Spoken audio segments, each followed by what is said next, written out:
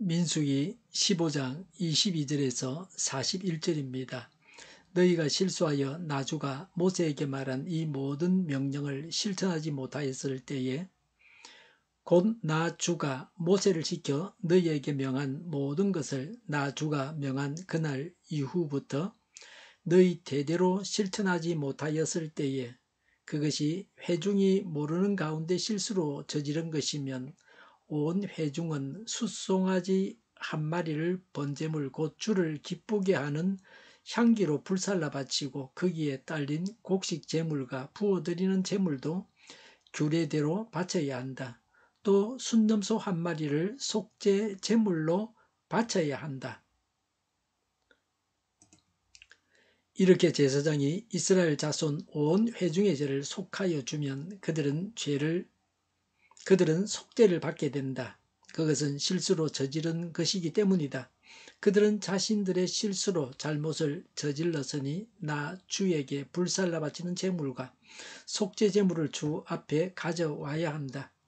모든 백성이 실수로 잘못을 저지른 것이기 때문에 이스라엘 자손 온 회중과 그들과 함께 살고 있는 외국인들이 함께 용서받게 될 것이다. 만일 한 개인이 실수로 잘못을 저질렀다면 그는 1년 된 암염소 한 마리를 속죄제물로 가져와야 한다.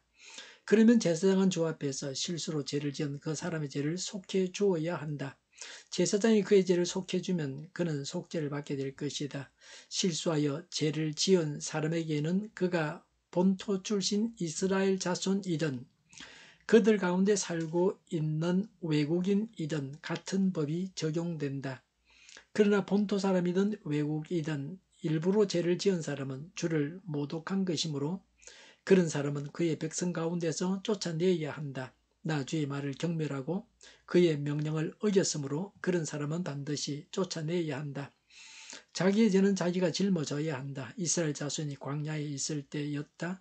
한 사람이 안식일에 나무를 하다 들켰다. 나무를 하는 일을 본 사람들은 그를 모세와 아론과 온 회중에게로 데리고 갔다. 그에게 어떻게 하여야 한다는 명확한 설명이 없었기 때문에 그들은 그를 그냥 가두어 두었다. 그때 주님께서 모세에게 말씀하셨다. 그 사람은 반드시 죽여야 한다.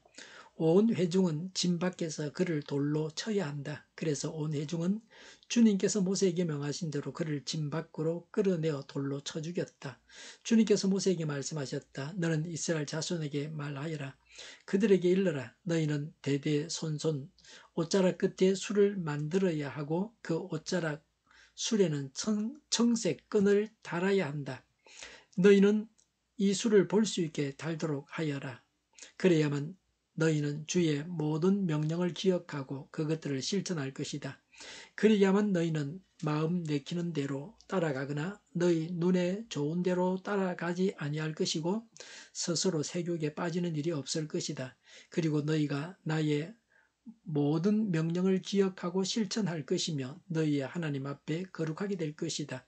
나는 주 너희의 하나님이다. 너희의 하나님이 되려고 너희를 이집트 땅에서 이끌어내었다. 내가 주 너희의 하나님이다. 아멘. 27절부터 29절에 개인의 죄에 대해서 말씀합니다. 29절에 외국인도 같은 법이 적용됩니다. 27절에 실수로 잘못을 저질렀습니다. 실수로 잘못한 경우도 용서받아야 합니다. 27절에 1년 된 암염소 한 마리를 속죄 제물로 바쳐야 합니다. 22절부터 26절에 회중에 대해 죄에 대해서 말씀합니다. 26절에 함께 사는 외국인들의 죄까지 포함해서 용서받는 것입니다. 어떤 죄입니까? 24절에 모르는 가운데 실수로 저지른 죄입니다. 23절에 하나님의 말씀을 실천하지 못한 죄입니다. 24절에 수송아지 한 마리를 번제물로 바쳐야 합니다. 수송아지 한 마리와 함께 드려야 하는 곡식 제물과 부어드리는 제물도 드려야 합니다.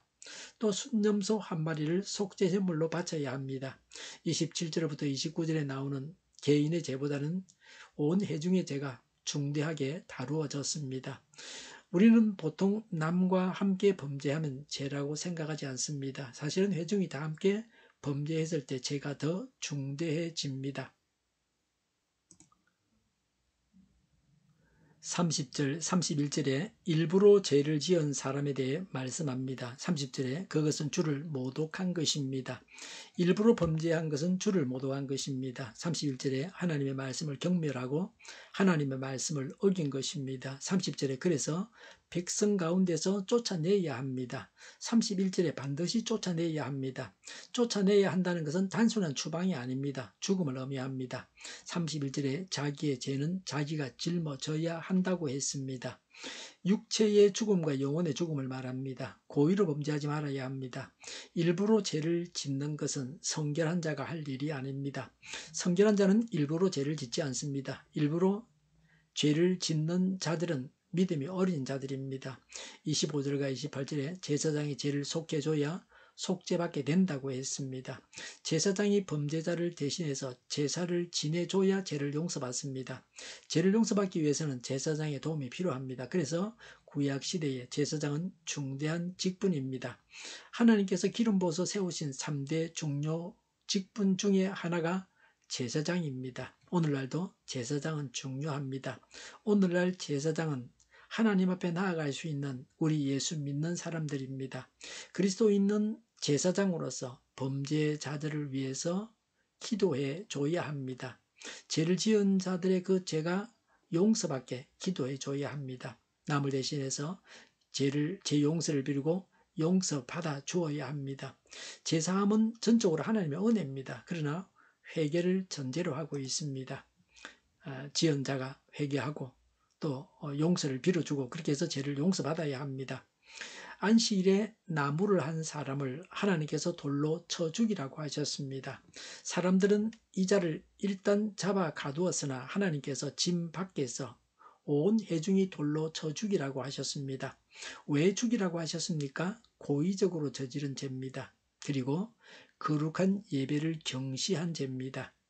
그리고 육신의 욕심을 채우기 위한 탐욕으로 안식일에 쉬지 않고 나무를 했습니다. 출애굽기 35장 1절부터 3절에 6일간은 일을 하고 일의 날은 거룩한 날이라고 했습니다. 하나님께 바쳐진 완전히 쉬는 날입니다. 그날에 일하는 사람은 사형에 처해야 한다고 했습니다. 안식일에 불을 피워도 안 됩니다. 세상살이에 바빠서 하나님을 예배하지 않는 사람들에게 경종으로 하시는 말씀입니다. 말씀을 지키려고 노력하는 것이 하나님께 예물을 드리는 것보다 하나님을 더 기쁘시게 합니다. 37절부터 41절에 옷자락에 술을 달라고 하셨습니다.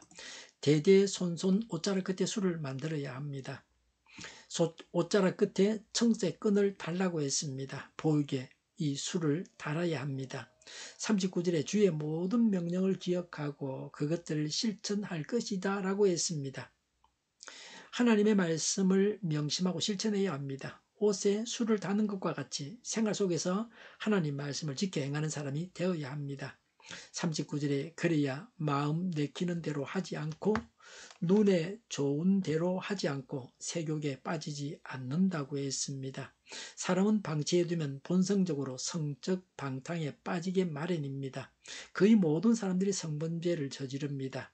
40절에 말씀을 실천할 때에 하나님 앞에서 거룩하게 된다고 했습니다.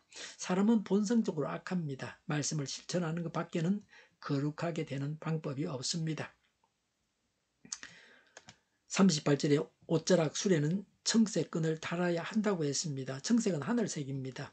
하나님께 속한 백성이라는 뜻입니다. 우리가 하나님께 속해야 합니다. 내가 하나님께 속한 자라는 확고한 마음을 가져야 합니다.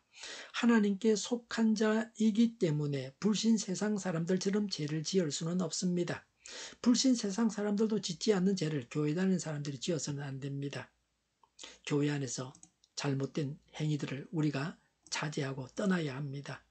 세상에도 없는 흉악한 사기범죄를 교회 안에서 저지르는 사람들이 있습니다. 옷자락에 술을 달게 하신 하나님이 어떤 분이십니까? 41절에 나는 주 너희의 하나님이다. 너희의 하나님이 되려고 너희를 이집트 땅에서 이끌어내었다. 내가 주 너희의 하나님이다 라고 했습니다. 하나님은 죄의 종에서 구원하신 분이십니다. 그래서 범죄하지 말아야 합니다. 하나님은 우리의 생활에 적극 개입하시는 분임을 강조하는 표현입니다. 하나님을 믿는 자답게 살아가야 합니다. 말씀을 지켜야 합니다. 개인적으로 죄를 짓지 말아야 합니다. 다른 사람과 함께 죄를 짓는 것은 더 심각합니다. 일부러 죄를 지어서 하나님을 못 오게 해서는 안 됩니다. 지은 죄는 제사장을 통해서 용서받아야 합니다. 기도하겠습니다. 성령님의 인도하심을 따라서 죄를 늘 고백하고 용서받겠습니다. 죄를 짓지 않도록 성결의 은혜를 주옵소서. 죄인들의 죄를 두고 용서해 주십사고 기도하겠습니다. 정의가 강물처럼 흘러가게 하여 주시옵소서. 교회가 분열되지 않고 하나가 되게 하여 주시옵소서. 교회가 한 목소리를 내게 하옵소서. 전쟁이 그치고 평화가 오게 하여 주시옵소서. 성경을 대적하는 자가 없어지게 하여 주시옵소서. 주사파와 공산당과 이적단체들과 적과 통일로 나아가게 하는 자들이 없게 하옵소서. 이 땅에 다시는 전쟁이 일어나지 않게 하옵소서. 적과 통일되지 않게 하옵소서. 자유민주 국가로 전쟁에는 평화롭게 통일을 이루게 하옵소서. 하나님을 대적하는 법과 있어서는 안 될 법을 만들지 않게 하옵소서. 있어야 할 법을 폐기하지 않게 하옵소서. 이런 일을 하는 정당들이 사라지게 하옵소서. 정의로운 판결이 내려지게 하옵소서. 정책 판결하는 자들과 악한 판결하는 자들, 재판을 지연시키는 자들이 사라지게 하옵소서. 재판을 지연시키는 악법이 폐기되게 하옵소서. 일하는 자들이 정당한 대우를 받게 하여 주시옵소서. 놀고 먹는 자가 없게 하여 주시옵소서. 일을 만드는 자가 아니고 일을 하는 자가 되게 하여 주시옵소서. 파업과 시비가 그치게 하옵소서. 나라를 망하게 하는 모든 주제들이 사라지게 하옵소서. 눈먼 지도자, 악한 지도자, 자기 배만 불리는 지도자가 사라지게 하옵소서. 앞을 보고 선한 것을 분별해서 알고 앞길을 제시하고 섬기는 지도자만 있게 하여 주시옵소서. 하나님께서 주신 권세로 섬기는 자가 강해지게 하옵소서. 지도자들과 이 백성들에게 선한 것을 분별하는 지혜를 주옵소서. 나아갈 길을 알게 하시고 취할 것과 버릴 것을 알고 행하여 흥하게 하옵소서. 적절한 데 고칠 것을 고치게 하옵소서. 업무 방해가 없게 하시고 업무에 충실하게 하옵소서. 쓰레기 더미를 뒤지지 말고 성경에서 보물을 찾게 하옵소서. 기도하는 기쁨, 응답받는 기쁨, 성도들이 모여서 교제하는 기쁨, 말씀해 주는 기쁨, 예배드리는 기쁨을 누리게 하옵소서. 살리는 교회가 만구는 집 하게 하여 주시옵소서. 저희의 간절한 간구에 응답하여 주시옵소서. 예수 이름으로 명하노니 모든 병만은 물러가고 몸의 모든 부분으로 온전하게 될지어다. 신유의 기적을 베푸셔서 지금도 저희의 질병을 고쳐 주시옵소서. 병중에 있는 모든 자들을 고치시고 온전케 하여 주시옵소서. 저희와 교회와 나라의 민족을 불쌍히 여겨 주시옵소서. 모든 악한 것들을 제거하여 주시옵소서. 하나님께서 기뻐하시는 교회와 나라가 되게 하시며 경제가 나아지고 경상수지와 무역수지 흑자를 유지하게 하시며 출산율 올라가고 출산의 기쁨을 누리게 하옵소서. 부정선거 시비가 없는 제도가 만들어지게 하여 주시옵소서. 가공업들이 건강하게 하는 먹을거리가 되게 하시며 늘 맑은 공기를 마실 수 있게 하여 주시옵소서. 의료계의 문제들이 해결되게 하여 주시옵소서. 청인들 앞길이 열리고 합격의 영광을 누리게 하옵소서. 우리나라가 마약 청정국이 되게 하시며 국가부채, 한정과 가스공사부채, 가계부채, 기업부채, 각종 부채를 다 갚게 하옵소서.